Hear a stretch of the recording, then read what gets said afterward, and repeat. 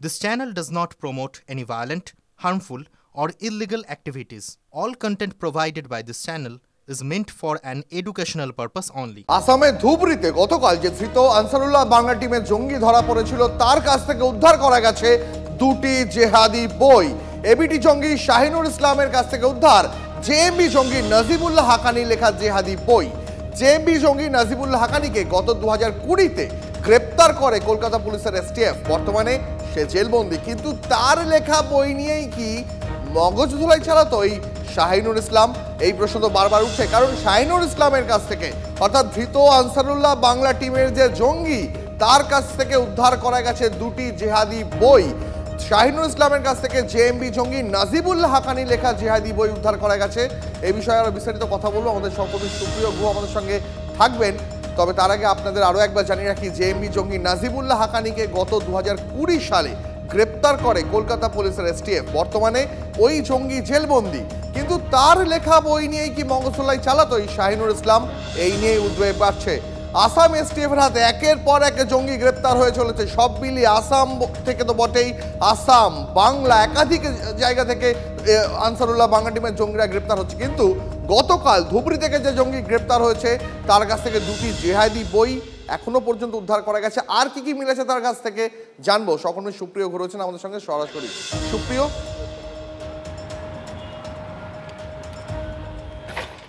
দেখো, আসাম এসটিএফের যে অপারেশন প্রঘাত বিগত বেশ কিছুদিন যাবৎ চলছে, গতকাল অর্থাৎ শুক্রবার আসামের ধুবড়ির বান্দবপাড়া থেকে শাহিনুর ইসলাম নামের এবিটির সন্দেহভাজন একজন জঙ্গি তাকে কিন্তু গ্রেপ্তার করেছে। তার কাছ থেকে বহু নথিপত্র বাজেয়াপ্ত হয়েছে, তার মধ্যে রয়েছে দুটি বই। আর এই দুটি বই নিয়েই কিন্তু তদন্তকারীরা এখন যেটা জানার চেষ্টা করছেন, এই যে শাহিনুর ইসলাম তার কাছ থেকে নাজিবুল হাকানি নামে একজন জেএমবি জঙ্গি, এখনও পর্যন্ত যেটা জানা যাচ্ছে যে জেএমবি জঙ্গি সন্দেহে ইতিপূর্বে সে 2020 সালে কলকাতা পুলিশের এসটিএফের হাতে গ্রেপ্তার হয়েছিল। সেই নাজিবুল হাকানির লেখা বই কিন্তু শাহিনুর ইসলামের কাছ থেকে উদ্ধার হয়েছে। এখন তদন্তকারীরা যেটা জানার চেষ্টা করছেন, মূলত এই শাহিনুর ইসলাম সে এই এবিটির সদস্য হিসেবে কি কাজ করত, সে কি কোনো রকমভাবে সংগঠনের জন্য নতুন সদস্যদের নিয়োগ করার কাজ চালাতো। এবং তদন্তকারীরা যেটা মনে করছেন বা জিজ্ঞাসাবাদের মধ্যে দিয়ে জানার চেষ্টা করছেন, এই নাজিবুল হাকানির লেখা যে জেহাদি বই, এই বইকে মূলত যুব সমাজকে উদ্বুদ্ধ করা বা সংগঠনের কাজের জন্য নিয়োগ করার ক্ষেত্রে ব্যবহার করা হতো বা যুব সমাজকে দেওয়া হতো, যাদেরকে রিক্রুট করার জন্য তারা টার্গেট করতেন তাদেরকে ব্যবহার করা হতো। তার পাশাপাশি তদন্তকারীরা আরও যেটা জানার চেষ্টা করছেন, এই যে শাহিনুর ইসলাম তার কাছ থেকে এই নাজিবুল হাকানির লেখা বই পাওয়া গেছে। এই নাজিবুল হাকানি সে গ্রেপ্তার হয়েছিল জেএমবি জঙ্গি সন্দেহ। একেবারে সুপ্রিয়, পরিস্থিতির উপর নজর রাখো, তোমার সঙ্গে পরবর্তীতে এই নিয়ে আরো বিস্তারিত কথা হবে। ভুয়ো ভুয়ো ভুয়ো সবকিছু ভুয়ো, যেরকম ভুয়ো নথি, সেই ভুয়ো নথি দেখিয়ে ভুয়ো পরিচয়পত্র, সেই ভুয়ো পরিচয়পত্র দেখিয়ে ভুয়ো আধার কার্ড, সেই ভুয়ো আধার কার্ড দেখিয়ে ভুয়ো পাসপোর্ট, এবং ভুয়ো পাসপোর্ট মানেই বুঝতে পারছেন অনুপ্রবেশ। আর এই অনুপ্রবেশের পাশাপাশি জঙ্গি কার্যকলাপ একটার পর একটা বেড়ে যাওয়া এবং একটার পর একটা গ্রেফতারির ঘটনায় বাড়ছে উদ্বেগ। ভোটার তালিকার সংশোধনে তাই বাড়তি সতর্ক নির্বাচন কমিশন। কেরল থেকে ধৃত জঙ্গি সাদ রাডির ঘটনায় মুর্শিদাবাদ জেলা প্রশাসনের কাছে রিপোর্ট তলব করেছে কমিশন। সূত্রের খবর, মুর্শিদাবাদের জেলা শাসকের পাঠানো রিপোর্ট খতিয়ে দেখা হচ্ছে। নথি নিয়ে সন্দেহ হলে গভীরে গিয়ে তদন্তের নির্দেশ দেওয়া হয়েছে সব জেলাকে। ধৃত জঙ্গি সাদ রাডির ঘটনা প্রকাশ্যে আসতে বিজেপি সরব হয়। কমিশনের কাছে ভোটার তালিকা পুনর্মূল্যায়নের দাবি জানানো হয়। ভুয়ো ভোটার সমস্যা নিয়ে কমিশনকে নিশানা করেন শুভেন্দু অধিকারীও।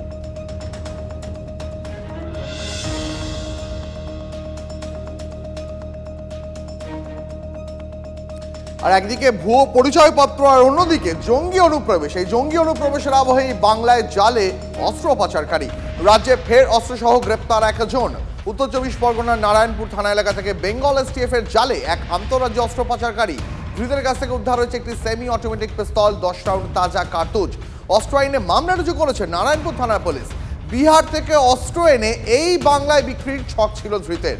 বর্ষা শেষে উৎসবের আবহে অস্ত্র উদ্ধার ভাবাচ্ছে গোয়েন্দাদের।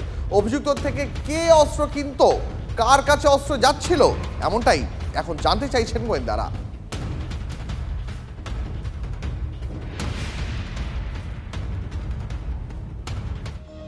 চাঁচলের মালতীপুরে, সেখানে আমবাগানে মহিলাকে খুন করে জ্বালিয়ে দেওয়ার ঘটনার যে অভিযোগ, পালানোর সময় কাটোয়ায় গ্রেফতার হয়েছে অভিযুক্ত আবু তালেব।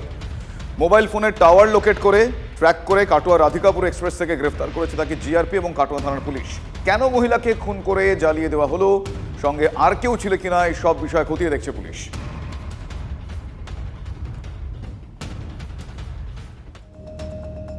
আর এবার যে খবরে নজর রাখবো, মাথায় বন্দুক ঠেকিয়ে ডাকাতি, মারধর, গুলি চালিয়ে ভয় দেখানোর অভিযোগ। সোনা রূপো টাকা নিয়ে চম্পট দিল দুষ্কৃতীদের দল।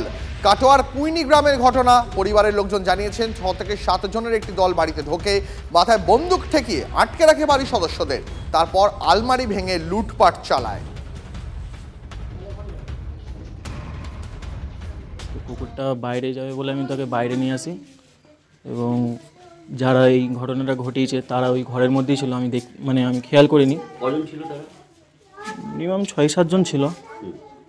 তো কুকুরটা খেয়াল করে এবং তাদের কাছে যাই। এবার আমি যখন দেখতে যাই ও কেন গেল চিৎকার করতে করতে, যখন আমি ওইখানটায় যাই তখন আমাকে 4-5 জন ঘেরাও করে ফেলে ও তার সঙ্গে সঙ্গে মারধরও শুরু করে। আমি যখন তাদের আটকাতে যাই তখন আমার হাতে কোপ পড়ে এবং তারপরে ধস্তাধস্তি হওয়ার পরে গুলি করা হয় আমার প্রতি।